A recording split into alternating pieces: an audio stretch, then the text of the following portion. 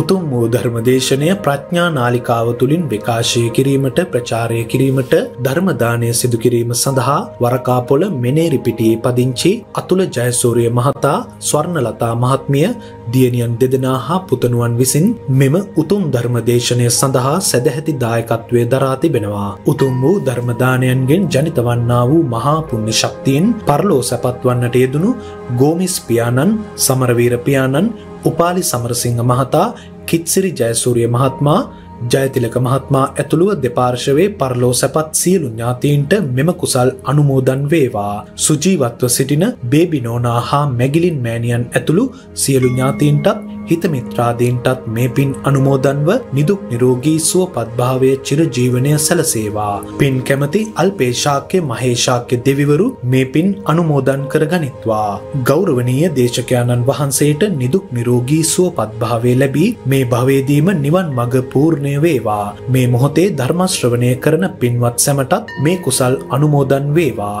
උතුම් ධර්ම දානමය කුසලය ධර්ම අවබෝධය පිණිස හේතු පාරමිතාවක් වේවා. සියලුම ලෝකවාසී සත්වයින් නිදුක් වේවා, නිරෝගී වේවා, සුවපත් වේවා කියා බලාපොරොත්තු වෙනවා. එසේම වේවා කියා ආශිර්වාද කරනවා. නමෝ තස්සේ භගවතු අරහතෝ සම්මා සම්බුද්දස්සේ. නමෝ තස්සේ භගවතු අරහතෝ සම්මා සම්බුද්දස්සේ. නමෝ තස්සේ භගවතු අරහතෝ සම්මා සම්බුද්දස්සේ. දේමානි භික්කවේ බලානි කතමානි ද්වේ පටිසංඛාන බලංච භාවනා බලංච. ධර්මානුශාසනාව සඳහා අනුග්‍රහක දායකත්වයේ දරූ පවුලේ අය ප්‍රමුඛ මෙම මොහොත අපට සවන් දී යමක් වටහා ගැනීම සඳහා කාලය යොමු කළා වූ ලක්වාසී ලෝවාසී සදහැවර පින්වතුනි, බුදු සමය කියලා කීවට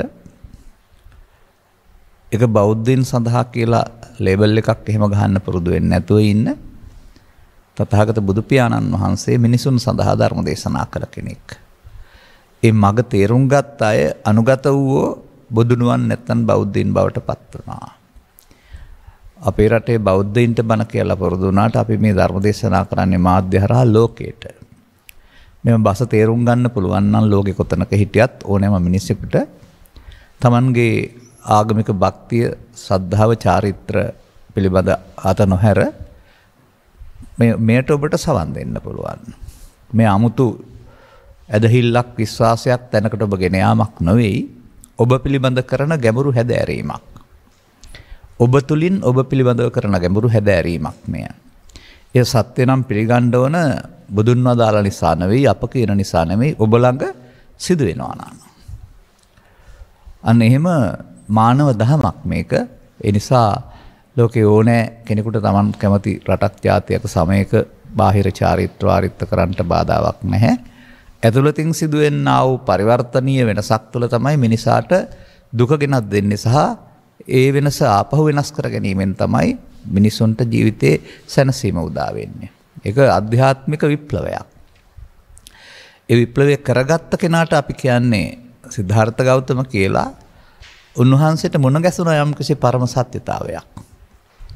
ඒ හැම බුදුවරුන්ම ලෝකෙට පෙන්වන පරම සත්‍යතාවය. බුදුවරු තමයි පළමුවන්ම දකින්නේ. මේ පරම සත්‍යතාවයේ තරම් සුන්දර දෙයක් මිනිසාට හොයාගන්න ලැබෙන්නේ නැහැ. නමුත් මේ තත්වයන්ට ප්‍රවේශ වෙන්නට හැකියාව නැති අය යම් යම් ඊට මෙහා පැත්තේ පවතින ආ ආගමික චාරිත්‍ර වාරිත්‍ර තුලින් කෙටි කාලීන සතුටක්, බාහිර සතුටක්, ආමිෂ සතුටක් විඳින්මින් ඒ ආගමික ජීවිතය කියලා කියන්න ලෝකේ පුරා පුරුදු වෙලා ඉන්නවා. ඒක අපිට පෙනෙන දෙයක්. ඒ ඔවුන්ගේ දැක්ම බව අපි දකිනවා. අපි ඒ නිසා විවේචනය කරන්න හෝ වැරදි කියන්න පුදුදාන්න නැහැ. නමුත් ඊට එහා දකින්න හැටි තමයි අපි පැහැදිලි කරන්නේ ඔබට තේරුම් ගන්න පුළුවන් නම්. ගුරුවරයා උගන්වන දෙයට සවන් දීම තුලින් ඒක ඉගෙන ගන්නවා දරුවෝ. සවන් දුන්නේ නැත්නම් ඉගෙන ගන්න ලැබෙන්නේ නැහැ. නමුත් අන්න ඒ වගේ මේ අපට සවන් නොදෙනවා නම්, එහෙම නැත්නම් අදාළ පොතපත කියවා දැනුම නොලබනවා නම් මේ පිළිබඳ වැටහෙන්නේ නැහැ. අන්න ඒක තමයි මේ ඒ පිළිබඳ කතා කරන ධර්ම කරුණු සවන් නොදීමේ සෝ ඒ ගැන කතා කරන පොතපත නොකියවීමෙන් සිදුවෙන්නා වූ හානිය. මොකද ඇතැම් අයට එහෙම තහනමක්ම දාලා තියෙනවා ලෝකයේ. වෙනත් ආගමික පොතපත කියවෙන තහනම් තමන්ගේ ආගම හැර කියලා. තවත් ඒ බඳු දඬුවම් දෙන්න ක්‍රම. නමුත් බුදු සමය කියලා කියන්නේ නිදහස් තහමක්. ඔවුන්ට කැමති ආගමික පොතපතක් කියවන්න කැමති දේවල් හදාarලා බලන්න කිසි විටකත් තහනමක් නැහැ. මොකද විවෘත භාවය තුල තමයි සංසන්දනය කිරීම තුළ වඩාත් හොඳ යහපත් සත්‍ය කෙරෙහි සමීප වෙන්න පුළුවන්කමක් තියෙන්නේ. මෙන්න මේ අදහස් සිතේ තබාගෙන තමයි අපි බුදුන් වහන්සේට සවන් දෙන්න ඕනේ. මේ සවන් දෙන්නේ අපට නෙවෙයි මතක තබා ගන්න. තථාගතයන් වහන්සේ එලි කළ දෙය අපි සිංහල භාෂාවෙන් තේරුම් අරගෙන පැහැදිලි කරනවා. එතකොට එය සත්‍ය නම් ඒ සත්‍ය බවට පත්වන්නේ බුදුන් වහන්සේගේ පැහැදිලි කිරීම නිසා. ජීවිතේ ජය ගන්නට අවශ්‍ය කරුණු දෙකක් පිළිබඳව සඳහන් සූත්‍රයක් තමයි මම මේ අද තෝරාගත්තේ ඔබේ ඉල්ලීම අනුව. මන්දයත් ඔබ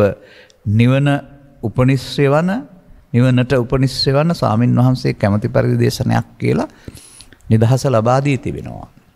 ඔබට මම මතක් කරලා තිබෙනවානේ මට අදාළ දහම් පෙළවල් තියෙනවා මේ පොත්පත්වල කියලා. ඊළඟ එකට ගැඹුරට යන්න. ඒ පෙළවල් වල 10ක් 15ක් 20ක් තියෙන තැන් තිබෙනවා. ඉතින් මේ පෙළේ එහෙම පෙළක් තමයි මම මේ තෝරාගන්නේ. මේකට නමක් තියලා නැහැ. මොකද මේ අංගුත්තර නිකායේ ඒකක දික නිපාතයේ සූත්‍ර වලට අංක ඇරුණාම නම් දෙන්නේ නැහැ. නමුත් මේක අපට අධිකරණ වග්ගයේ පවතින සවැත් නුවර නිදහන් කොට ගත්තා වූ මේක බල කියලා සූත්‍රය කියලා ගත්තත් කමක් නැහැ. මොකද සඳහන් වෙන්නේ බල පිළිබඳවනේ. ඉතින් තථාගතයන් වහන්සේ මේ ආමන්ත්‍රණය කරලා තිබෙන්නේ භික්ෂු පිරිසකට. ඒකෙන් පෙන්වන්නේ භික්ෂූන්ට සීමා වුණා කියන එක නෙවෙයි.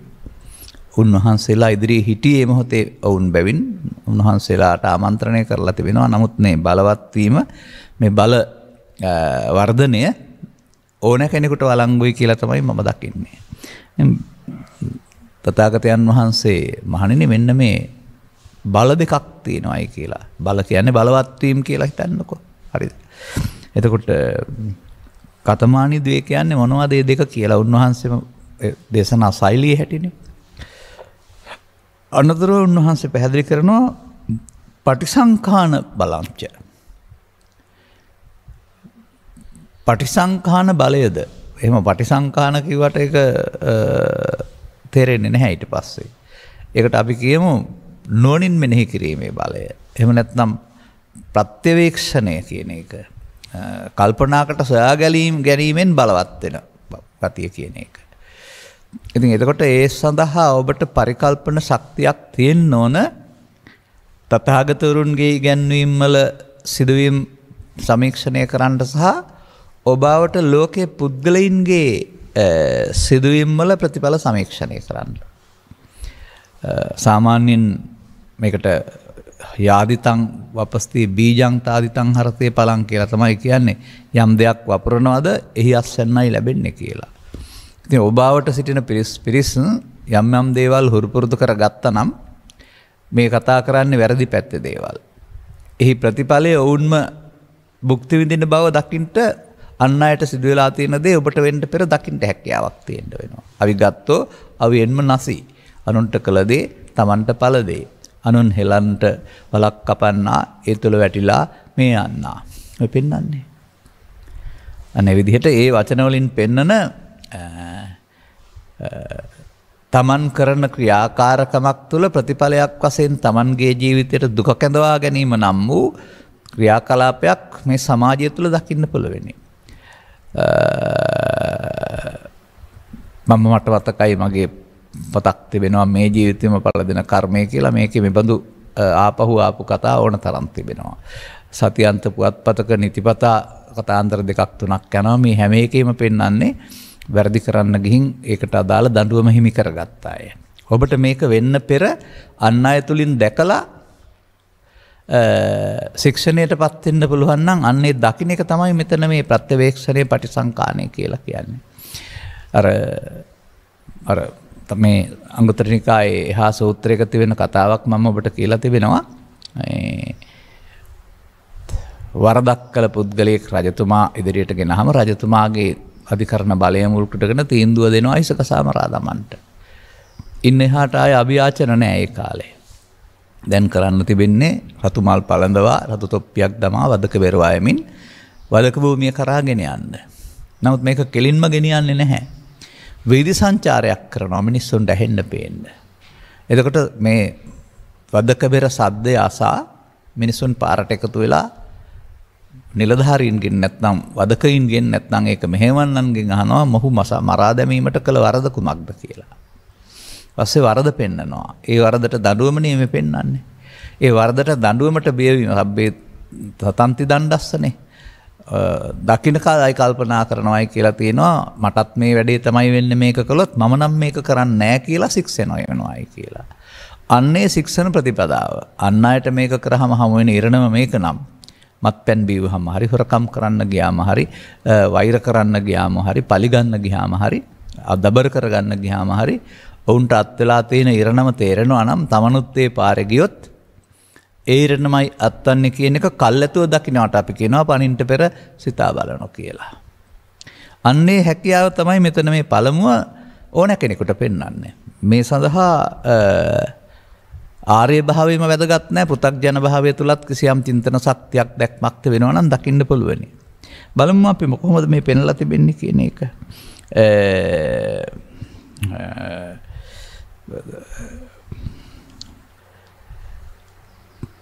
ඉදබික්කවේ ඒකච්චෝ ඉති පටිසංචික්කති. අන්න ඒ යම්කිසි පුද්ගලයෙක් ඒකච්චෝ කියන්නේ භික්ෂුවක් නෙවෙයි යම්කිසි පුද්ගලයෙක් කවුරු හරි මෙසේ නුවණින් සලකා බලා ඉති පටිසංචික්කරි කියන එකේ තේරුම මෙන්න මෙහෙම ඔහු දූරදර්ශීව කල්පනා කරලා බලනවා. කොහොමද කල්පනා කරන්නේ? කාය ජුත්චරිතස්සකෝ පාපකෝ විපාකෝ දිත්තේ වේව ධම්මේ අபிසම්පරාය යංච. අන්න කායික වශයෙන් කය මුල් කොටගෙන කරන්නා වූ පාප කර්මයන් තමන්ට මෙලෝ වශයෙන් සහ පරලෝ වශයෙන් විපාක දෙනවා. අර පෙන්නන්නේ ඉහාත්ම වශයෙන් දිත්තේව ධම්මේ අபிසම්පරාය පාරලෝක අහිලෞකික පාරලෞකික වශයෙන් කියලා කියනවා. නැත්නම් මෙලෝ පරලෝ වශයෙන් ඒ කරන ක්‍රියාකාරකම් වල විපාකේ තමා කරා එනවා. ඒක තමන් අසුරෙන් දකින්ට පුළුවන් සමහර විට ළමා කාලයේ සිද්ධියක් ආශ්‍රයෙන් අනුන් ඇසුරින් ඒ අස්සන්න වපුරපය කපා ගන්න හැටි. මේ පාප ධර්මයන්ගෙන් ජීවත් වෙන්න ගිහින් ඒව තුළ අමාරු වැටෙන හැටි. දැන් ඌරන් අල්ලන්නට තුවක්කු බඳිනවා උදේ ගිහින් අරන් එනවා. ඉතින් මේ ඌර ඔක්කොටම වෙඩි වැදිලා මැරෙන්නේ නැහැ. එකෙක් වැඩිලා පැත්තකට වෙලා තරහින් ඉන්නවා හොඳටම. පාන්දරම යනකොට ඔහු මරණයටපත් වෙලා නැහැ. යන්න බැරුව ඉඳලා තියෙන්නේ පැනලා අර මනුස්සයාට මැරෙන්නම පහර දෙනවා. එතකොට උගුල් ඇටේ ඌරන් මරන්නට ඔහුට සිදුුනේ ඌරෙක් අතින් මෙයන්ට.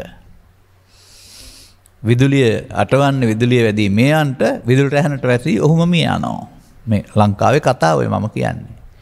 අන්න එහෙම ඒ වැරදි පාරක ගියොත් මම් පෙරගියේ වරදින් පිරි පාරකය ඒ ගිය මගේ අවසානයේ පෝරකය ගීතවලිනුත් පෙන්නනවා ඔය විදිහට. අන්න ඒ විදිහට ඒ පිළිබඳව සිතන්න පුළුවන්කම කල්ැතුව සිතන්න පුළුවන්කම තමයි මේ පෙන්වන්නේ.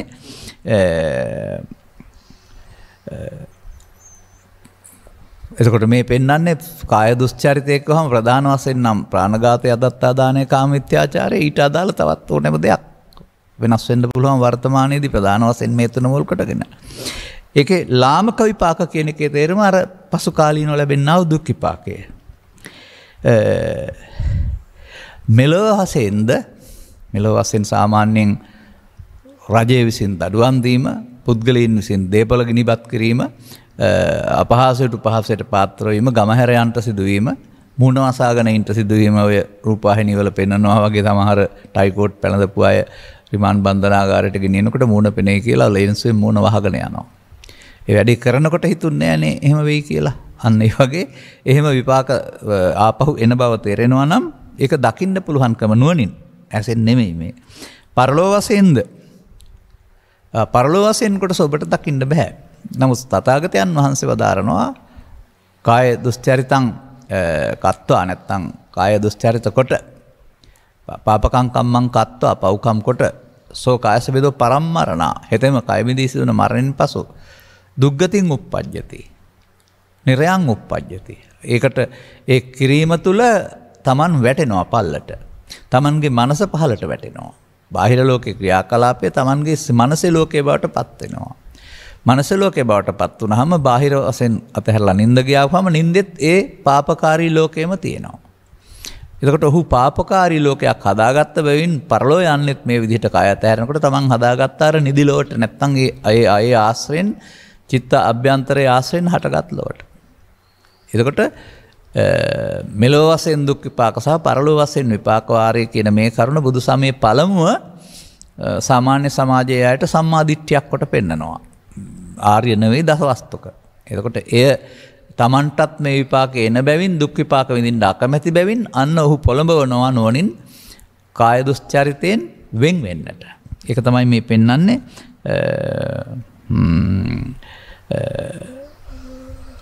ඊළඟට තවත් කාරණයක් පෙන්නනවා. වචී දුස්චරිතය. බොරු පරුස හිස් කේලාම් කියන්න ගියාපම සමාජයේනුත් ඒවට එනුම් පද එල්ල වෙන හැටි එහෙම නැත්නම් තමන්ට ප්‍රහාර ලක් සිදුවෙන ආකාරය බොරු කොට හෙළිවීම තුළින් අපහාස ලක් වෙන ආකාරය බොරු කීම තුළ දඬුවම් ලැබෙන ආකාරය එහෙම නැත්නම් පරුස වචනය භාවිතා කරන්න ගියාම අන් අය සඳහා තමුන්ටත් පරුස වචනේ එල්ල වෙන ආකාරය කේලම් කියන්න ගියාම තමන්ටත් ඒක ආපහු වෙන බව අර පෙන්වන්නේ මේ රටේ තොටේ ඇති තොරතුරු හොය දවසක් ගමවට වැදුනා කියලා ආරොම් මාමගේ කතාවේ බොරු කතාවක් හදන්න ගිහින් අන්තිමට ආරොම් ගැහි පැනගෙන දිව්වයි කියලානේ පෙන්වන්නේ. ඒ ඇදකුද හොයන්න ගියාපුවම අන්තිමට කොතනින් හරි තට්ටු වෙන හැටි. ඒ නිසා මේ පෙන්වන්නේ මිනිසෙක් විසින් සැප කැමති නම් නොකල යුතු දේවල්. Tamanට පෙනෙන මට්ටමින් සුව කැමති නම් ලෝකෝත්තර නෙවෙයි නොකල යුතු දේවල්. අන කල්ැතුව දකින්න එක තමයි මේ පෙන්වන්නේ මේ ඉතිපටි සංචික්කති නැත්තන් නුවසින් විමසා බලනවායි කියන එක. එතකොට දෙවෙනි එකේ මොකද්ද පෙන්වන්නේ? වචී ජුත්තරිතස්ස පාපකෝ විපාකෝ දිත්තේ වේව ධම්මේ අபிසම්පරාය යංච. වචනේ පවතිනා වූ දුස්චරිතය තුළ සිදුවෙන්නා වූ පාප ධර්මයන් තුළ ඉහාත්ම වශයෙන් දුක් විපාක සමග පරලෝ වශයෙන් දුක් විපාක හිමි වෙන බව කල්ැතුව දකින්න ඕනේ. එහෙමයි ඒක එහෙම දකින්න පුළුවන්කමක් සමාජයේ සමහර අයට තිබෙනවා තේරෙනවා. වර්තමාන සමාජයේ බඳු දේවල් කළ අයට ලැබෙන දඬුවම් මගින් සමාජයේ දෙන දඬුවම් මගින් එහෙම විවිධ ක්‍රම මගින් සමහර විට ඔය මට මතකයි අතීතයේ කතාවක් තිබෙනවා යම් පුද්ගලයෙක් බීමත් වෙලා පාරට ඇවිදින් වටපිටායට බැන ඉන්නවා. මේ යුගයේ රජයේ නීතිය වෙනුවට වෙනත් නීතියක් රජ කරපු සමයක් මෙතනින් යන්නට එනවා ඒ පිරිසක්. මොකද කරන්නේ මේ පුද්ගලයා අල්ලගෙන කට දෙපැත්තෙන් කපලා තියලා යනවා දෙල් පිහියකින්. එදායින් පස්සේ පුද්ගලයා ආයේ බීලා කෑ ගැහුවේ නැහැ කියලා කියනවානේ. අන්න එතකොට ඒ වෙලෙට හම්බුන දඬුවම. එහෙම. ඒ වගේම ඉතිහාසය තුළ මෑත ඉතිහාසය තුළ පරීක්ෂා කරලා බැලුවොත් එහෙම වේදිකා තුල හා නැත්නම් ප්‍රසිද්ධ ස්ථානවල ප්‍රසිද්ධියේ කටපාවිච්චි කරලා කටපරිස්සම් කරගන්න බැරුව අනතුරු අපහාසයට උපහාසයට සහ සිරදඬුවමට ලක් වෙච්ච චරිතත්වයට හොයාගන්න පුළුවන්. අපි සාමාන්‍යයෙන් කියන්නේ බ්‍රේක් නැති කටවල් කියලා. ওই බ්‍රේක් නැති වෙන්නේ ඒ මොහොතට ලෝභයට වඩා ද්වේෂය ඉස්මතු වුනහම. ද්වේෂය විසින් බ්‍රේක් නැති කරනවා කටට. ඒ නිසා අන්නේ විදිහට ඔබට මේ ලෝකයේ තුලින් මේවා කරපු අයට හමු වුණ දේ පේනවා නම් ඔබටත් ඕක හමු වෙනවා. ලැබෙනවායි කියන එක කල්ැතුව පේන එක තමයි මේ පෙන්වන්නේ. මේ නුවණින් විමසා බැලීම කියන කාරණාව. තුන්වෙනි කොටත් එනවා. මනෝජුත්තරිතස්ස පාපකෝ විපාකෝ දිත්තේ චේව ධම්මේ අபிසම්පරායංචති. එතකොට මනෝදුස්චරිතය කියන එකේ තේරුම නිරන්තරයෙන් ලෝභයෙන්, ද්වේෂයෙන්, මෝහයෙන් කටයුතු කිරීම.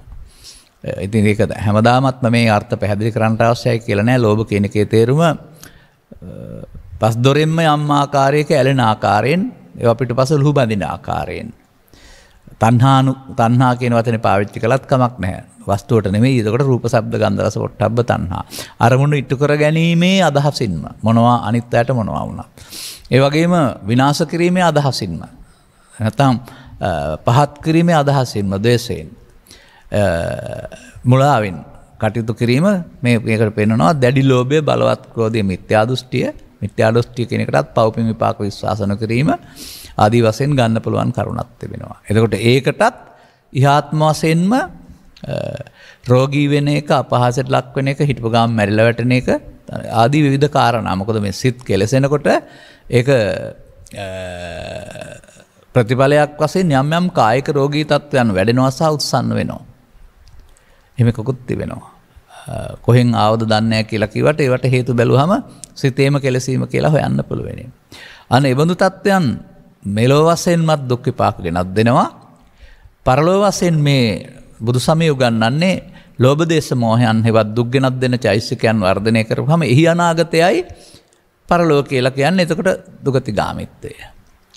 පුණ්‍ය විපාකයේ අනාගතයයි සුගතිගාමීත්වය. එතකොට පුණ්‍ය විපාක නෙවෙයි නම් මේ දුස්චරිත වලින් හම්බ වෙන්නේ. පාප විපාක නම් අන්න දැන් මේ ද්වාරත්‍රය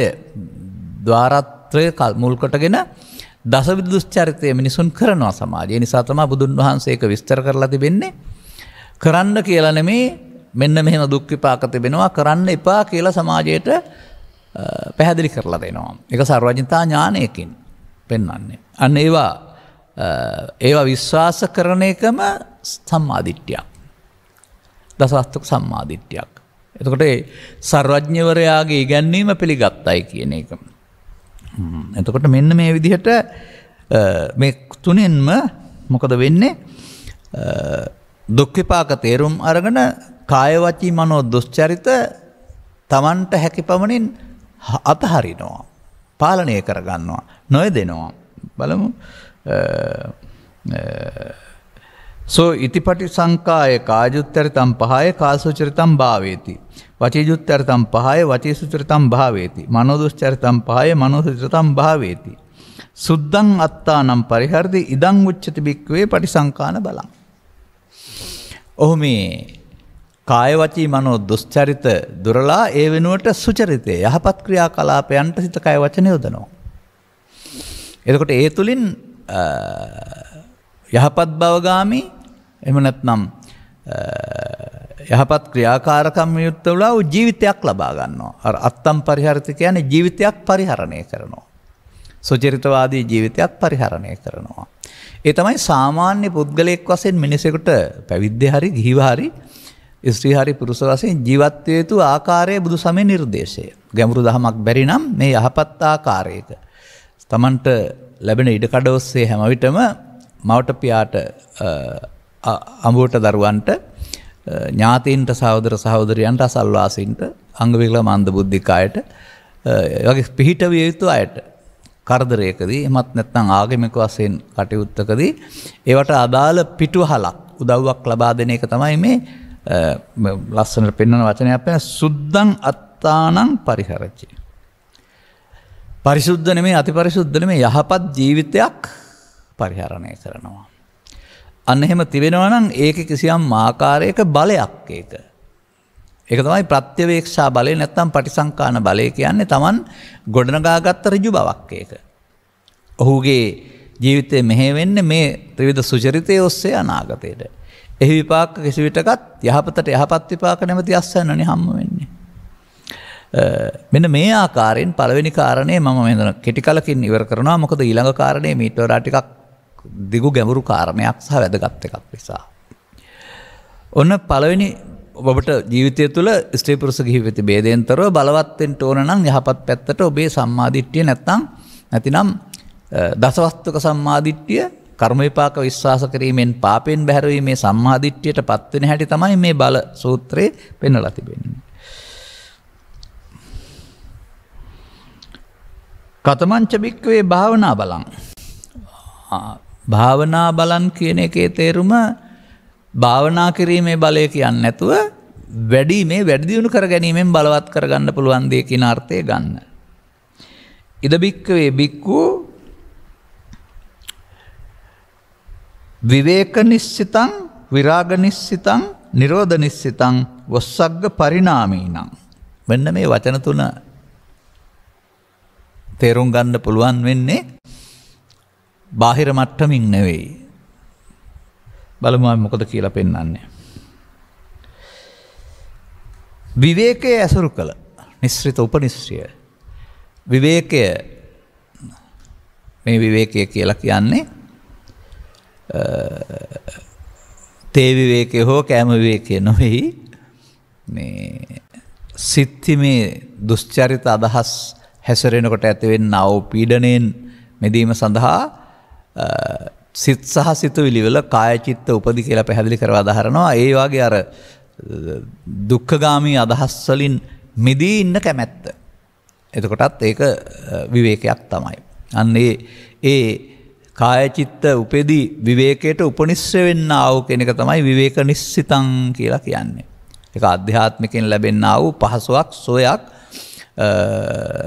නිරන්තරයෙන් ඉඳගෙන ඉන්න දෙන්නේ නැතුව හිටගෙන ඉන්න දෙන්නේ නැතුව නිදාගෙන ඉන්න දෙන්නේ නැතුව හිතුවිලි ඇවිදින් ඔබට වද දෙනවා. එතකොට ඒ වද දෙනකොට ඒ කොතරම් පීඩනයක්ද අපහසුවක්ද කියලා තේරෙනවා. අන්න ඒක තමයි අවිවේකය කියන්නේ. එතකොට මේවා සිතින් ඉවත් කරගන්නට මුල් වෙන්නා වූ කියන කාර්යය තමයි විවේක නිස්සිත කියලා කියන්නේ. විවේකයේ සඳහා උපනිශ්‍රය වන්නා වූ කියලා ගන්නකො අධ්‍යාත්මික විවේක සඳහා. ඒ වගේම විරාග නිස්සිතං. ඇල්මට රාගය කියනවා, නොඇල්මට විරාගය කියනවා. එතකොට විරාගයට වෙනස උපනිශ්‍රය වන්නා වූ කෙනෙක් කියනවා විරාග නිස්සිතං කියන එක. මේකට කාරණයක් තියෙනවා. තව මොකද්ද කියලා කීවේ නැහැ. හොයලා බලමු අපි. ඒ වගේම නිරෝධ නිස්සිතං. එහෙමත් තියෙනවා වචනයක්. නිරෝධය කියලා කියන්නේ ලෝභ දේශ මොහයන්ගේ නිරෝධය, දුක්ඛ නිරෝධය, දුක්වලට හේතු වල නිරෝධය. අනේ වගේ තමන්ට දුක් ගෙනත් දෙන්නා වූ හේතු සිතෙන් බැහැර කිරීමට උපනිශ්‍රය වන්නා වූ කියන අර්ථයෙන් විරාග නිස්සිතං නිරෝධ නිස්සිතං කියලා කියනවා. තව ලස්සන වචනයක් තියෙනවා සිංහලෙන් සරල අර්ථයක් හොයාගන්න බලන්න. මම කියලා දෙන්නම්. වස්සග්ග පරිණාමීනං. මේකට මට කියන්න තිබෙන්නේ මොකක්ද? මේ ලෝභ දේශ මොහයන්ගෙන් මිදීම කෙලවර කොට ඇති. ඒ සඳහා වැඩි දියුණු වෙන්නා වූ කියන අර්ථය තමයි පරිණාමය නම් කියලා කියන්නේ. එතකොට තවත් වචනකින් කියනවා නම් නිර්වාණයට අභිමුඛ වූ කියන එක. නිර්වාණයට ප්‍රත්‍යක්ෂ කර ගැනීමට සඳහා පරිණාමය කියන්නේ මෙතන වැඩි දියුණු වී යන්නා කියන එක. එතකොට වස්සග්ග කියන එකේ ගන්නවා දුක අවසන් වීම කියන අර්ථය. වස්ස කියන පදයෙන් පෙන්වන්නේ ඒවා අවසන් කිරීම සඳහා වැඩි දියුණු වන්නා වූ. දුකට හේතු අස්කිරීමෙන් දුක් අවසන් කිරීම සඳහා වැඩි දියුණු කිරීම පිණිස හේතු වන්නා වූ. ඔන්න දැන් වචන හතරේ ගත්තා පහු ගන්න. කාය චිත්ත උපදි විවේකයේ පිණිස හේතු වෙන්නා වූ, නොයල්ම පිණිස හේතු වෙන්නා වූ, දුක්වලට හේතු අවසන් කිරීම හේතු වෙන්නා වූ නිර්වාණය ප්‍රත්‍යක්ෂ කිරීම සඳහා වැඩි දියුණු කිරීමට හේතු වන්නා වූ. තව කාරණේ කිව්වේ නැහැ. ඉදවික්කවේ මෙතන නම් තියෙන්නේ බික්කු කියලා, මම නම් කියනවා පුද්ගලෝ කියලා. සති සම්බොජ්ජං භාවේති. ඔන්න තැනට ආවා. සති සම්බොජ්ජංගයෙන් කරන්නේ මොකද්ද කියලා තමයි අර විවේක නිස්සිතං, විරාග නිස්සිතං, නිරෝධ නිස්සිතං, වස්සග්ග පරිණාමං කියන වචනෙන් පෙන්වුවේ ඔන්න සතියෙන් කෙරෙන්න ඕන දේ. දැන් හරිනේ. මොකද්ද හරි? අපමාදෝ අමත පදං සිහියෙන් කටයුතු කිරීමයි කියලාද අප්‍රමාදේ නිවනට මගේ. හරි තියෙන්නේ. එතකොට මේ බුදුරජාණන් වහන්සේ වදාළ මේ සතිය කියන එක මේ කියන විදිහට කාය උපදී චිත්ත විවේකයේ පිණිස, විරාගයේ පිණිස, නිරෝධයේ පිණිස, නිවන් පිණිස වඩන්න ඕන එකක්. මේක වෙන්න ඕන ආකාරය තේරෙනවා නම් මේ සතිමත් බව මිනිස්සුන්ගේ ජීවිතයට මොනතරම් ඕනද කියලා කෙනෙකුට පැහැදිලි වෙනවා.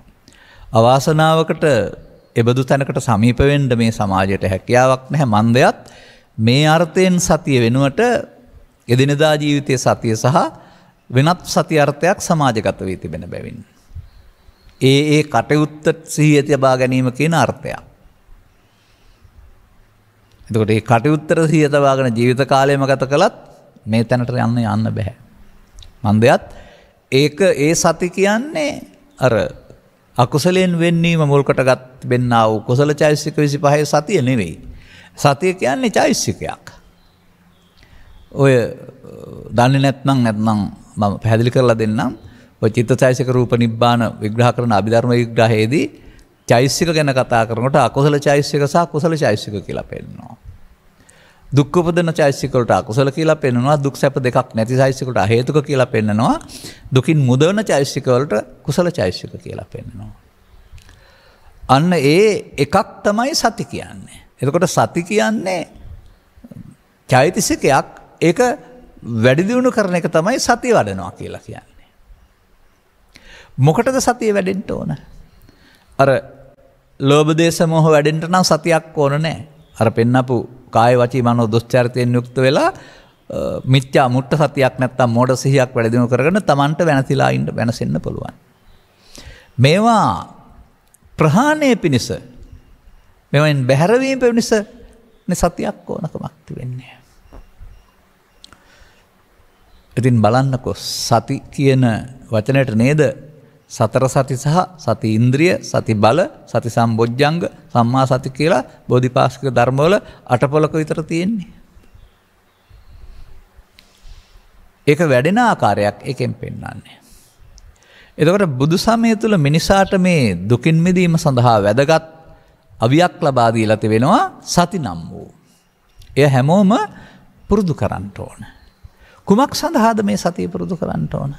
අන්න එය සමාජයට අවබෝධයක් නැහැ. අර කවුරු හරි කියලා දීපු කාරණේ ඔස්සේ උස්ම පාර දිහා බලන් ඉන්න එක සතිය කියලා හිතන් ඉන්නව ඇරුණාම උස්ම පාර දිහා බලන් ඉඳලා ඒක දකින්න එක සතිය වැඩිීමේ ආරම්භය බව උන් දන්නේ නැහැ. අන්න එහෙමයි එතන උන් වරදගෙන තියෙන්නේ. මම කීප වතාවක් මතක් කළා හුස්ම පාර ඉහළ පහළ යන එක උපන් දවසේ ඉඳන් මැරෙනකම්ම සිදුවෙන එකක්. කවදාවත් ඒක ගැන බැලුවේ නෑනේ අපි. බැලුවේ නැතුවම දන්නේ නැහැ. බැලුවොත් ඇතුළු වෙනවා දැනෙනවා පිට වෙනවා දැනෙනවා. මෙසම පැයක් ඉන්න පුළුවන් නම් පැයම ඔබට මේක දැනෙන්න ගන්නවා. දැන් එතකොට දැනෙනවා කියන එකේ තේරුම උපදින හැම සිතුවිල්ලක් පාරසාම සිත කොහෙවත් ගියේ නැහැ දැනුණා. මෙන්න මේ දැනෙන ස්වභාවය ඔබට කාය වචී මනෝ ద్వාරත්තේ ක්‍රියාවලියේදී නැත්නම් වර්තමාන මොහොතේ උපදින අසකරණාසය දිවකයන් උපදින අරමුණ කෙරෙහි තවත් එහාට ගියාපුවම ඒව නිසා උපදින්නා වූ බණ තේරෙන්න ඉස්සලා හදාගත්තා වූ ත්‍රිවිධ විතර්කයේ කෙරෙහි ත්‍රිවිධ විතර්කයට එකතු නොවීම කෙරෙහි දිනු කරන්න පුළුවන් එකක් තමයි සතිය කියලා කියන්නේ. එතකොට දැන් බලන්න මෙතන මම පැහැදිලි කරන්නම් ඔබ මේවට එකතු වුණා නම් අර කාය වචී මනෝ දුස්චරිතයක් වශයෙන් එතකොට වැඩි මොකද්ද? ඒවට කැමති නිසා ඇලෙම නිසා වැඩිවේ කාමාංගයක්. ඒක කාමාංග වැඩෙනවා. දැන් ඔබට මේවට එකතු වෙලා සසර ඇවිදින්න සහ දුක් විඳින්න ඕන බව තේරෙනවා නම් ඔබට එයින් මිදීම සඳහා සතියක් දියුණු කරන්න ඕනේ. එතකොට ඒක යන්නේ නිවීම පැත්තට වැවින්නේ. ඒකට බොජ්ජංග හේවත් අවබෝධයටපත් වීමේ අංග කියලා කියනවා. බොජ්ජංග වඩනවා කියලා. බොජ්ජංග වඩනවා කියලා වෙනම භාවනාවක් එහෙම නෑ මතක තියාගන්න. ඒ කියන්නේ බොජ්ජංග වඩනවා කියන්නේ අමුතුවෙන් එකක් නෙමෙයි. ත්‍රිලක්ෂණයේ වැඩිීමේදී චතුස්සත්ත්‍ය වැඩිීමේදී පටිච්චසමුප්පාද නිරෝධය දැකීමේදී කර්මක්ෂය කිරීමේ කර්මයේදී මරණ සතිය වැඩිීමේදී මේ ඕන එකක් තුල වැඩෙන එකක් තමයි බොජ්ජංග කියන්නේ. ඒක වෙනම එකක් නෙමෙයි කියන එක තේරුම් ගන්න හොඳටම. ඒ හැම එකක් තුලම අර නිර්වාණගාමිනී වූ නිවනට නැමෙන පැත්තට යන්නා වූ එහෙනම් පටිසෝතගාමී වූ නුවණක් වැඩෙන එක තමයි මේ පෙන්වන්නේ. එතකොට එහෙනම් කොහොමද ඒක වෙන්න ඕන?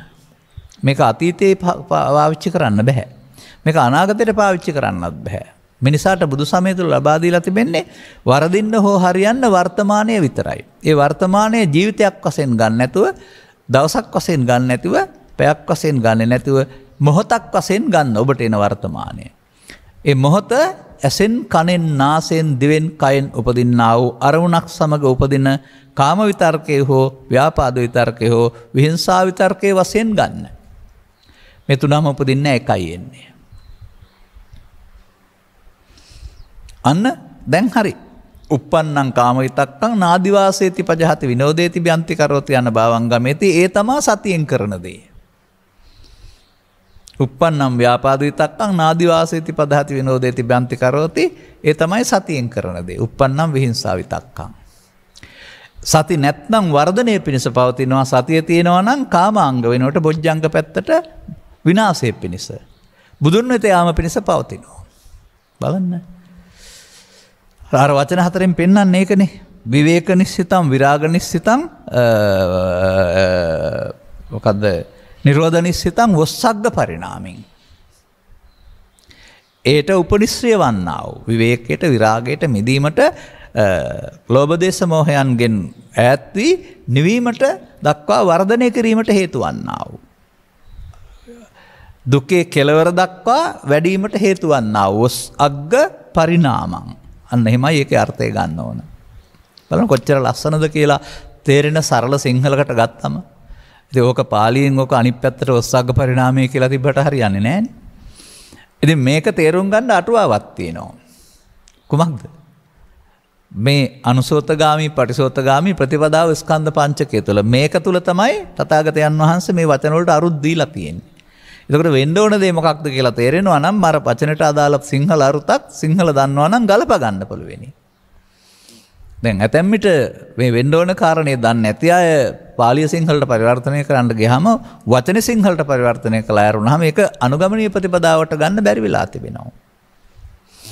අන්න ඒක තමයි ඔය කල්යාණ මිත්‍ර සේවනයක් තුළ එහෙම නැත්නම් අනුගමනීය ප්‍රතිපදාවක යන කෙනෙක් තුළ ඔහුට ඒක පෙනෙනවානේ. ඔහුට ප්‍රතිඵලක් පෙනෙනවා. ඒ අනුව තමයි ගලපන්නේ. ඒ නිසායි මම බොහෝ විට පෙන්වන්නේ බාහිර ලෝකයේ අය ඉදිරිපත් කළා වූ අටුවා ටීකා ටිප්පණි ඔක්කොම කියවලා මේක අලෙහා ගන්න යනවට වඩා තථාගතයන් වහන්සේ සද්ධර්මයේ සී සද්ධර්මයේ දේශනා කිරීම සඳහා පංච උපාදානස්කන්ධය නැමැති අටුවාවක් පාවිච්චි කරලා තියෙනවා. ඒ අටුවාව තුල තමයි පරිහාන ධම්මං සහ අපරිහාන ධම්මං වලට අර්ථ දැක්වීම තියෙන්නේ. පංච උපාදානස්කන්ධය තුල පරිහාන ධම්මං වලට අර්ථ දැක්වීම හොයාගත්ත හැකි. උපාදානෙන් මිදීම තුල අපරිහාන ධම්මං සඳහා අරුත් ගත්ත හැකි. එහෙම හිතලා තමයි මේ මම මේ පෙන්නුවේ ඔස්සග්ග පරිණාමං කියන එකේ තේරුම. ලෝභ දේශ මොහ නැමැති දුකින් මිදී නිවීමට සමීප වීම සඳහා වර්ධනය වන්නා වූ වැඩි දියුණු කළ යුතු. පරිණාමය කියන්නේ යම් පැත්තට හොයනකොට ලැබෙනවා කියන එක. එතකොට ওই පැත්ත හොයන්න ගත්තොත් අන්න දැන් සතිය එක ඉරියව්වකටද ඊට පස්සේ නැහැ. හැම මොහොතේදීම උපදින ඉරියව් කෙරෙහි සිහිය නෙවෙයි. ත්‍රිවිධ විතර්කයට එකතු නොවීම කෙරෙහි සිහිය. මන්දයත් ත්‍රිවිධ විතර්කයට එකතු වීම තමයි සංසාරේ පුරා කරපු මෝඩකම.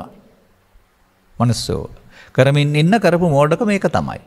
ඉතින් ඒක තුල උන් පරිහානියටපත් වුණා භවගාමී අනාගතයක් හදාගත්ත ඇරුණාම මේ විවේක නිස්සිත විරාග නිස්සිත නිරෝධ නිස්සිත ඔස්සග්ග පරිණාමිත පාරේ ගියේ නැහැ. ඒකේ යන්නේ කොහෙන්ද? සතියෙන්. මතක තබා ගන්න. මම පසුගිය කාල වකවානු තුල මේක ටිකෙන් ටික පැහැදිලි කරමින් ඉන්නවා. තවදුරටත් පැහැදිලි කරනවා. තවදුරටත් ඔබට වැටහෙවි එතකොට. අන්න දැන් එතකොට කොතනද බොජ්ජංගේ වඩන්න තියෙන්නේ? අවබෝධයටපත් වෙන අංග කියලානේ බොජ්ජංග කියලා කියන්නේ. කියන්නේ බුදුන් වෙත යන අංගය කියලා පැහැදිලි කරන බොජ්ජංග කියන එකේ තේරුම. බුදුන් කියන පුද්ගලයා හෝ පිළිමයක් වෙත යන එක නෙමෙයි අවබෝධයටපත් වෙන අංග කියන එක. එතකොට ඒක වෙනම ඉරියව්වක් කරෙහි සිහි තබා ගත්තට වෙන්නේ නැහැ. ඒක පු탁ජනින් හදාගත්ත මෝඩ සිහියක්. මේ ඒ මොහොතේ උපදින විතර්කයට හසු නොවි ඒ විතර්කය නිරෝධ කිරීම පිණිස එය අනාගත ඵලයක් උපදින ආකාරයේ බන්ධනයටපත් නොවි අවසන් වීම පිණිස තවත් විදියකින් කියනවා නම් ඔබ සංසාරේ කරමින් හිටියේ මේකට එකතු වෙමින් සසර හදන එක දැන් ඔබට සිහිය දෙන්නේ මේකට එකතු නොවි අවසන් කරන්න. එකතු වෙන එක අනුසෝතගාමි පටිසෝතගාමි වීම සඳහා අවශ්‍ය සතිය වඩනවා කියන එකේ තේරුම භාවනා කියන්නේ වඩනවා කියන එක. නැවත නැවතත් කය වචී මනෝ සංකාරෝස්සේ ත්‍රිවිධ විතර්කෝස්සේ උදේපටන් රැ වෙනතුරු සතර ඉරියව්වේ දීම. මේකට අහු නොවෙන්න. මේකට අහු වී දුර දිග නොයන්නට මේ අවසන් කරන්නට. පුංචි පැලයක් රෝපණය කරලා පොහොර දාලා වඩනවා. අන්න ඒ වගේ සතිය ආරම්භ කරලා දැන් වඩන්න වෙනවා. ඉතින් තථාගතයන් වහන්සේගේ අපවීම මා විශ්වාස කරනවා. ආරම්භ කරලා දින 7ක් හෝ අවුරුදු 7ක් ඇතුළත මේ ප්‍රතිඵලය සම්පූර්ණ වෙනවා කියලා පෙන්වලා තිබෙනවා. නමුත් අර ඔබ කියන ආනාපාන සතිය දිහා බලන ඉඳලා අවුරුදු 300ක් තිස්සේ කවුරුත් ප්‍රතිඵල ලැබුවේ නැහැ. මතක තියාගන්න. ඒ කියන්නේ සති කියන අර්ථය ලෞකිකයට අරන් තිබෙනවා. එතන ලෝකෝත්තරයට අරන් නැහැ. එතකොට සති සම්බොජ්ජංගයක් ඇතර නැහැ. මතක තබා ගන්න. අන්න දැන් මේ විදිහට ඔබට සිටීමේදී, ඉඳීමේදී, හිඳීමේදී, ගමනේදී නැත්නම් සතර ඉරියව්වේදී එහෙම නැත්නම් ඇසේදී, කනේදී, නාසයේදී, දිවේදී, කයේදී පහළ වෙන අරමුණත් සමග ඒවා කාම විතර්කයට අයත් නම් එයින් මිදීම සඳහා ව්‍යාපාද විතර්කයට අයත් නම් එයට එකතු නොවීම සඳහා විහිංසා විතර්කයට අයත් නම් එයට පණ නොදීම සඳහා සතිය වාරණයක්, වැළැක්වීමක්. දුෂ්චරිතයට තහනම් නීතියක් පනවන එක තමයි සතියෙන් කරන්නේ. සාමාන්‍යයෙන් ඔය දෙපිරිසක් දබර කරගන්න යනවා කියලා පෙන්වන්නේ. සාමයට කැමති දෙපිරිසේම යහපත කැමති ඥාතිවරයෙක් මොකද මැද්දට පැනලා නිශ්ශබ්ද කරනවා. ඔහුට ගරු කරනවා නම් දෙගොල්ලම ඔහු කියන දේ අහලා නිහඬ වෙනවානේ. එයා සැබෑම සාමකාමියෙක්, සැබෑම මානව හිතවාදියෙක්, පැත්තක් ගත්ත කෙනෙක් නෙමෙයි බව දන්නවා නම් ඔහුට එකඟ වෙනවා. ඔය කියන්නේ තාත්තා කියන හින්දා, අම්මා කියන හින්දා, මාමා කියන හින්දා, ස්වාමින් වහන්සේ කියන හින්දා මම නිකන් ඉන්නවා කියලා ඒ බඳු අවස්ථාවක ඔය අතහැරලා දාන්නේ. අන්නේ මේ වැළැක්වීම සඳහා, අර්බුදයක් බවට පත්වීම වැළැක්වීම සඳහා මැද්දට පනින්නාට කියනවා සතිය කියලා. මැද්දට පැන්නොත් තණ්හා උපාදානව අවිද්‍යා සංකාර වීම නැමැති දුර දෙක යාම සිදු වෙන්නේ නැහැ. මැද්දට පැන්නොත් එකතු නොවි අවසන් කරන්න වෙනවා. අන්න ආපහු යන පාරේ පළවෙනි පියවර. ඉතින් මේක ආරම්භ ධාතු, නික්කම ධාතු, පරක්කම ධාතු ඔස්සේ ආරම්භා පවත්වාගෙන ගොස් පරතර දක්වාම සෝවාන් සිට රහත් දක්වාම සිහිය. මේ සිහිය තියෙන්නේ එතනයි. අනිත් අයට තියෙන සිහිය නෙමෙයි මම මේ කතා කරන්නේ. ආර්ය පුද්ගලින් සඳහා පාවිච්චි වෙන එක. අර පු탁ජනෝ ඉතින් සිහිය කියලා වෙන මොන හරි රෝගේ කර ඉදීවි. කලක් තිස්සේ. නමුත් එතනමයි. රටත් එතනමයි, අපත් එතනමයි, රටත් නැවතිලා අපත් නැවතිලා කියලා වගේ පු탁ජන භාවිත වල එතන නතර වෙලා. ඉතින් එතන ඉන්න කියලාත් උපදෙස් දෙනවා. මොකද කරන්න දෙයක් තේරෙන්නේ නැති නිසා. මේ තිබෙන්නේ මේ ත්‍රිපිටකවල තිබෙන්නේ වඩන්න ඕන ආකාරය. මේක බල කියන්නේ බලවත් වෙන්න ඕන කියන එකනේ. දැන් බල කියන වචනේ ගන්න සද්ධා බල, විරි බල, සති බල, සමාධි බල, ප්‍රඥා බල පෙන්නන්නේ බලවත් වෙනවා කියන එකනේ. අන්න වගේ මේ සතිය බලවත් වෙන්න ඕන කාරණාව. දෙවෙනි වචනට යන්න. දැන් ඔන්න ඔබට උපදිනවා. අවදි වූ තැන් පටන් නින්දට යනතුරුම මොනවද? ලෝභ ධර්ම, දේශ ධර්ම, මෝහ ධර්ම, ඊර්ෂ්‍යා ධර්ම, ක්‍රෝධ ධර්ම, වෛර ධර්ම, පරිගැනීමේ ධර්ම යම් යම් ධර්ම ක්‍රියාත්මක කරන්න කියලා කියනවා. ගහපිය මරපිය ඔලුවට කොටපිය පාලි සංස්කෘතත් කීවා කියලා තමයි මට මාමා කාලේ ගී පදයකින් අහන්නේ. අනේ වගේ ඔබට අදහස් එනවා. මේ අදහස තේරුම් ගත්තේ නැති පුද්ගලයා වහාම එකතු වෙලා ක්‍රියාත්මක කළා. ලෝභ කළා, දේශ කළා, මෝහ කළා, ඊර්ෂ්‍යා කළා, පරිගත්තා, කෝප කළා, පහර දුන්නා. ඒක තමයි එකතු වීම. අය විචයක්, ධම්ම විචයක් නැහැ පෘථග්ජනයාට. දැන් ඔබට මේ හැම ධර්මයක් පිළිබඳව කරන්නද නොකරන්නද, එකතු වෙන්නද නොවෙන්නද, පවත්වන්නද අතහරින්නද, නැවත නැවතත් උපදින ධම්මයක් අරමුණක් පාසා විමසන්න සිද්ධ වෙනවා. ඒ විමසනවා නම් ඊට පස්සේ මේක මෙලොව යහපත සහ පරලොව යහපත සඳහා හේතු වෙන්නක් නොවේ. දුකින් මිදීම සඳහා හේතු වෙන්නක් නොවේ. කාම විතර්කය පාවිච්චි කිරීම, ව්‍යාපාද විතර්කය පාවිච්චි කිරීම, විහිංසා විතර්කය පාවිච්චි කිරීම දුරදිග යන්නක් විනාශයක්. එහෙනම් ඔහුට ඉඩ නොදෙන්නට විමර්ශනය, අරමුණක් පාසා ක්‍රියාවට යන්න පෙර විමර්ශනයට කියනවා ධම්ම විචය සම්බොජ්ජංග කියලා. ඒකනේ මම පෙන්වුවේ මේක 아무තු මේ එකක් නෙමෙයි. සෑම දුක්ඛ නිරෝධ ගාමිනී ප්‍රතිපදා 7-8ක් ත්‍රිපිටකය තුල පෙන්වනවා නම් ඒ ඕන එකක් තුල ඒක විමර්ශනයේදී සති ධම්මවිචය තමයි වැඩෙන්නේ. අත්ක තබා ගන්න. බොජ්ජංග කියලා වෙනම භාවනාවක් නෑ කියන්නේ මම ඒකයි. ත්‍රිලක්ෂණේ වඩන්න ගියත්, චතුස්සත්ත්‍ය වඩන්න ගියත්, කර්මක්ෂේ කර්මේ කරන්න ගියත්, පටිච්චසම්පාද නිරෝධ දකින්න ගියත්, මරණ සතිය වඩන්න ගියත් වැඩෙන්නේ ඔය අවබෝධය වඩන පැත්තට මේ අංග 7 තමයි. ඔකේ 7ක් වඩන්න දෙයක්වත් නැහැ. 3ක් වැඩෙනකොට ඉන්නහාට අනිත්ව ස්වයංක්‍රීයව ක්‍රියාත්මක වෙනවා. නිකම්ම ඕක පාඩම් කරන ලියනවා වගේ දෙයක් නෙවෙයි. මම මතක තබා ගන්නට. එතකොට නැවත නැවතත් එක දවසකින් ඉවර නැහැ. නැවත නැවතත් අර uppannam කාම විතක්කන් ආදිවාසීති පදහති හැම කාම විතර්කයේදීම එකතු වෙනවද නැද්ද කියන එක පිළිබඳව. නැත්නම් ඉමේ පංච උපාදානස්කන්ධය අනිත්‍ය දුක්ඛ අනාත්තතෝ සෝවාන්සිර රහත් දක්වා අන්න ඒ බැලෙන්නේ එකතු නොවීම ඒ අනිත්‍ය වශයෙන් බලනවා කියන්නේ එකතු නොවීම ඒ සතියේ වැඩක්. දැන් තේරෙනවද ඔය අපමාදෝ අමතපදං ගාථාවේ සිහියෙන් කටයුතු කිරීම කියන අප්‍රමාදයේ නිවනට මගේ කියන සිංහල තේරුම ඔබ තුලින් තේරෙනවද? පොතේ තියෙන එක නෙමෙයි මම අහන්නේ. අර මොනම විතර්කයකටවත් බලවත් වෙන්න දෙන්නේ නැහැ, එකතු වෙන්න දෙන්නේ නැහැ. සතිය විසින් ඔවුන් පළවා හරිනවා. ජීවිතෙන් යන්න කියනවා අය අයට. එතකොට අර ඇතුළත මොකද වෙන්නේ? විවේක නිස්සිත, විරාග නිස්සිත, නිරෝධ නිස්සිත, ඔස්සග්ග පරිණාමං. අභ්‍යන්තරයෙන් මේවා පැල ඉවත් වී යන විට තමයි අර කාය චිත්ත උපදි විවේකයට උපනිශ්චය වෙන කාරණය. එතකොට ඒ පටිසෝතගාමී ප්‍රතිපදාවෙන් නිවීම සැනසීමට පත්වීම සඳහා වැඩිදියුණු කර යුතු අංග 7ක් තමයි ඔබ වැඩිදියුණු කළ යුතු අංග 7ක් තමයි සප්තබොජ්ජංග කියන්නේ. මතක තබා ගන්න. තව ටිකක් එහාට අපි යමු. ධම්ම විචය හැම මොහොතකදීම පණින්ට පෙර හිතා බලනු කියන එක තමයි මේ ධම්ම විචය කියන්නේ. කරන්නද කියන්නද හිතන්නද කිව්වොත් ආනිය තේරෙනවා නම් එකතු නොවීම තුල මරණය. කාටද? ලෝභයට මරණය, ද්වේෂයට මරණය, ඊර්ෂ්‍යාවට මරණය. ඒක තමයි නිරෝධය කියලා. නිරෝධ නිශ්චිතං. නිරෝධයට උපනිශ්චය වෙන්නා වූ සතිය. දැන් මේක සඳහා තවත් දෙයක් කරන්න වෙනවා. මන්දයත් බලවත් වූ පැත්තක් තිබෙනවා මේ දේ කරන්නම කියලා ඔබට ඔබේ හිත තර්ජනය කරනවා, බලවත් කරනවා. ගහපන්, මරපන්, කපපන්, කොටපන්, පලිගනින් එකට එක කරපන්, පාඩමක් උගන්නපන් කියලා තමයි ඔබේ හිත ඔබට කියන්නේ.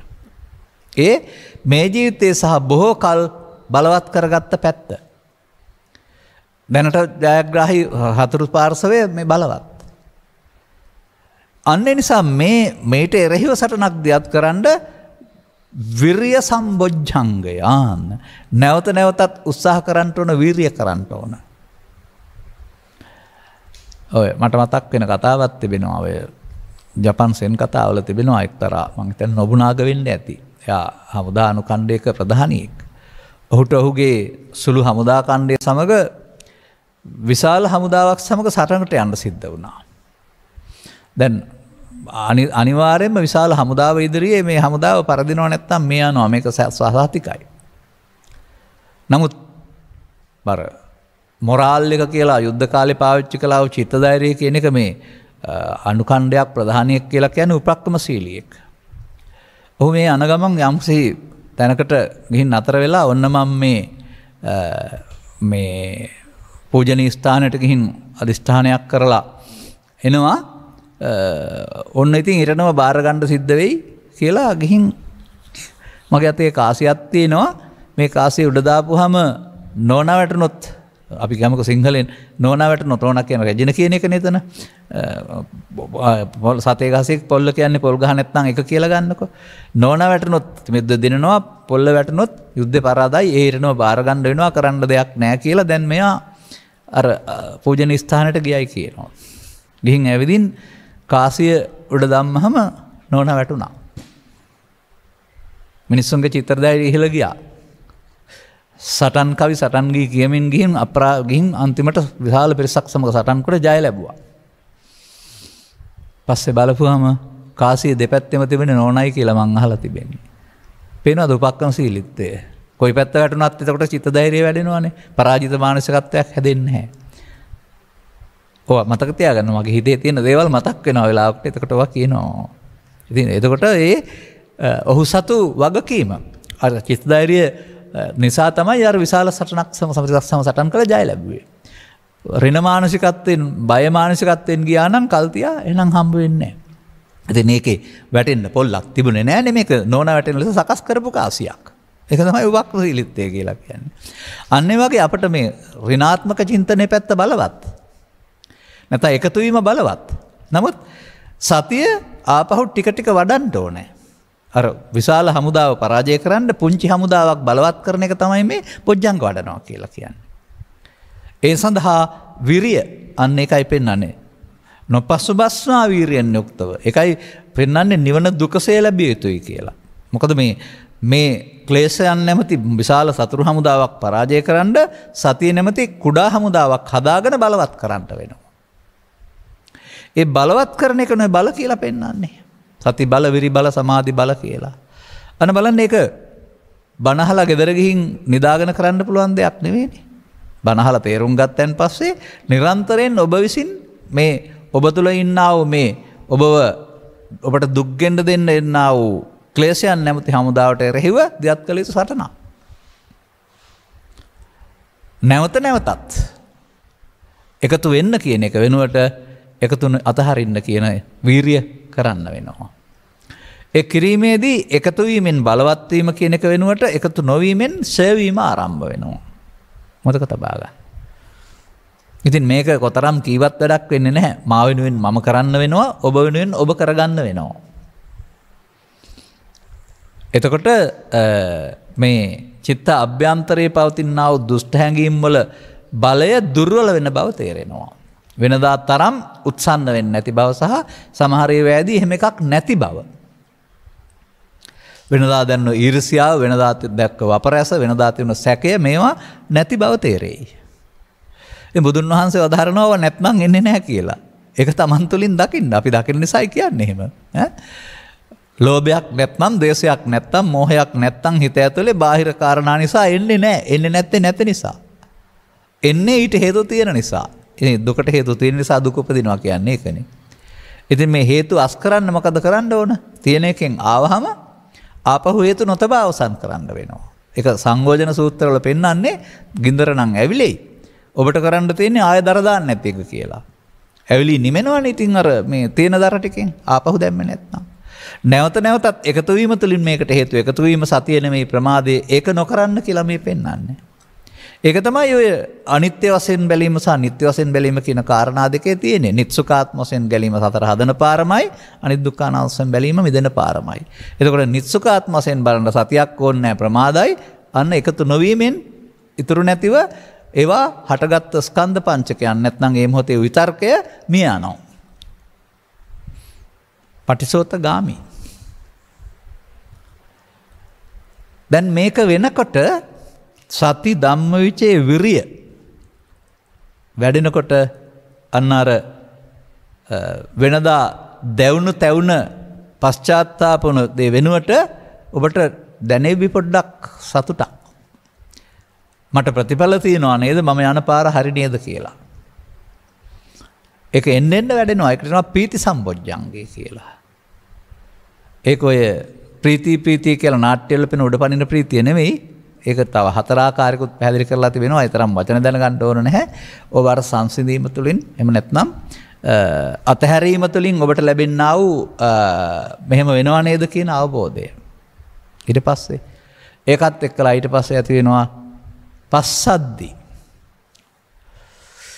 මේ පස්සද්දියට කියනවා කාය පස්සද්දි, චිත්ත පස්සද්දි. ඔය කාය කියන්නේ කය නෙවෙයි කියලා මම කියන්නේ ඒකයි. කාය සංකාරය කියලා කය දිහා බලන්න ඔක්කොම උගන්වන්නේ. නමුත් කාය කියන්නේ සිත, සිත කියන්නේ සිතුවිලි.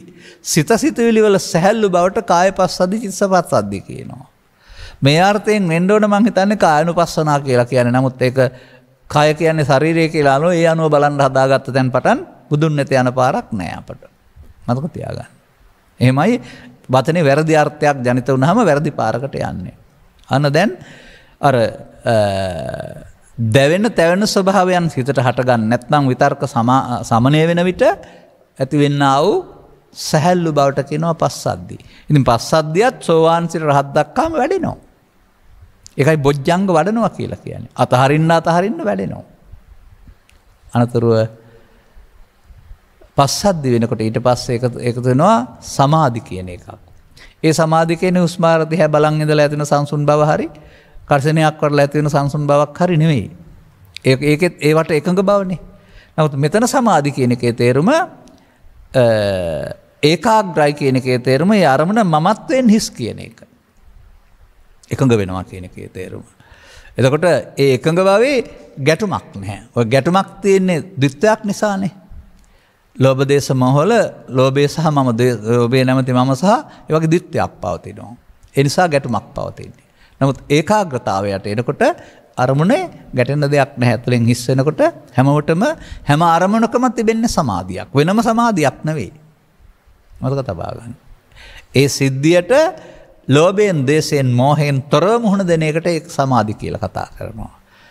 ලෝභ දේශයෙන් මොහෙන් යුක්තව මුහුණ දෙනකොට ගැටුම් කියලා කතා කරනවා.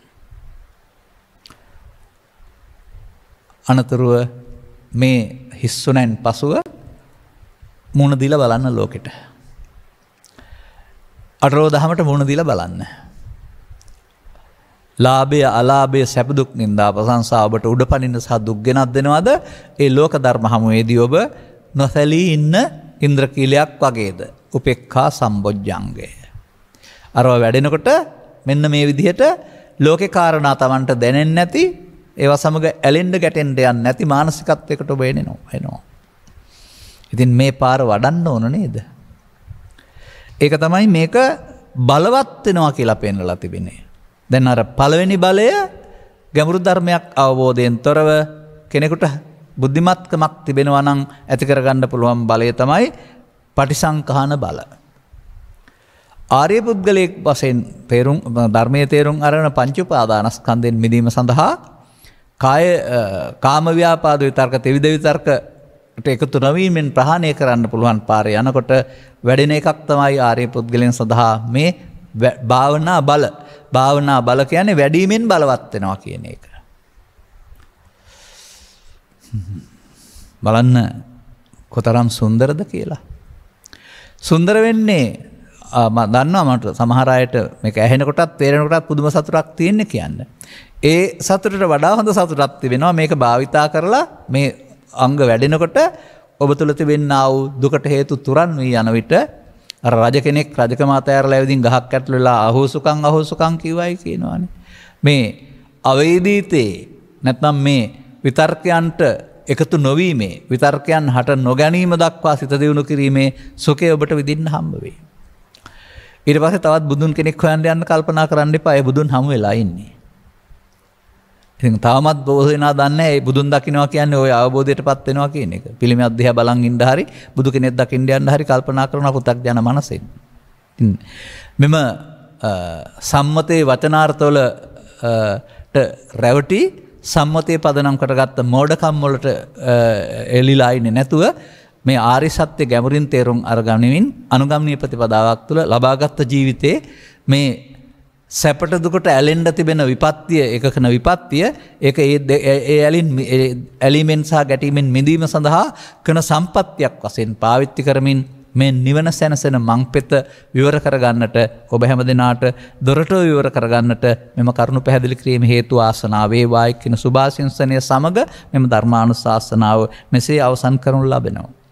වරකාපොළ මෙනේරිපිටියේ පදිංචි අතුල ජයසූරිය මහතා, ස්වර්ණලතා මහත්මිය, දියණියන් දෙදෙනා සහ පුතණුවන් විසින් මෙම උතුම් ධර්මදේශනාව ප්‍රඥා නාලිකාව තුළින් විකාශනය කිරීම සඳහා සදැහැති දායකත්වය ලබා දී තිබෙනවා.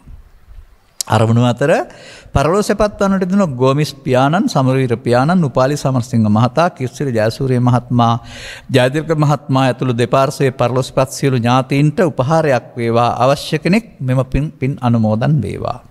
අවශ්‍ය කෙනෙක් සහ හැකි කෙනෙක්. සුජීවත්ව සිටින බේබිනෝනා හා මැගලින් මෑණියන් ඇතුළු සියලු ඥාතීන්ටත් හිතමිත්‍රාදීන්ටත් මේ පින් අනුමෝදන්ව නිදුක් නිරෝගී සුවපත් භාවයේ චිරජීවනය ලැබේවා. පින් අනුමෝදන් වීමෙන් නිදුක් නිරෝගී සුවපත් භාවය ලැබේවා. ධර්ම කරුණු තේරුම් ගැනීමෙන් නිවන් මඟ විවර වේවා කිවත් කමක් නැහැ. පින් කැමති අල්පේසාක්‍ය මහේසාක්‍ය දෙවරු මේ පින් අනුමෝදන් කර ගනිත්වා. කොතරම් දුරට සත්‍යද දන්නේ නැහැ මම ඒක කියවනවා. ගෞරවනීය දේශකයන් වහන්සේට නිදුක් නිරෝගී සුවපත් භාවය ලැබී ඉහාත්මයේදීම මෙම භවයේදීම නිවන් මඟ පූර්ණේ වේවා. මේ මොහොතේ ධර්ම ශ්‍රවණය කරන පින්වත් සැමට මේ කුසල් අනුමෝදන් වේවා අවබෝධය ලැබේවා. උතුම් ධර්ම දානමේ කුසලයේ ධර්ම අවබෝධයේ පිණිස හේතු පාරමිතාවක් වේවා අනුග්‍රහක භාවතුන්ට. සියලුම ලෝකවාසී සත්වින් නිදුක් වේවා නිරෝගී වේවා සුවපත් වේවා කායික වශයෙන් පමණක් නොව සදහම් අවබෝධයෙන් මානසික වශයෙන්. ඔබ පැතුම් මේ පැතුම් පළදරන්නට පුළුවන් පැතුම් සඵල වේවායි කියලා ප්‍රාර්ථනා කරන අතර මේ පරලෝකියා වූ ඥාති වර්ගයා සුඛී සුවපත් වේවා පින් අනුමෝදන්ව අනුග්‍රහක භාවතුන් සහ ධර්ම ශ්‍රවණය කළ හැමදෙනා මේ බල දෙක පෘථග්ජන මට්ටමින් එකක් බලවත් කරගෙන ආර්ය මට්ටමින් අනික බලවත් කර ගැනීම තුළින් මාර්යාගේ බලය දුර්වල කොටගෙන ඔබේ ජීවිතයට බුදුන්ගේ බලය පපුතර පතරන තැනටපත් වෙන්නට මෙම අවබෝධයේ හේතු වාසනා වේවායි කියලා අදිෂ්ඨාන කරගන්න. සබ්බීතියෝ වජ්ජන්තු සබ්බ රෝගෝ විනස්සතු මාතේ බවත් අන්තරායෝ සුඛී දීඝායුකෝ බව හැම දිනාටම තෙරුවන් සරණයි. දේශක්ඛයෝ නිබ්බානං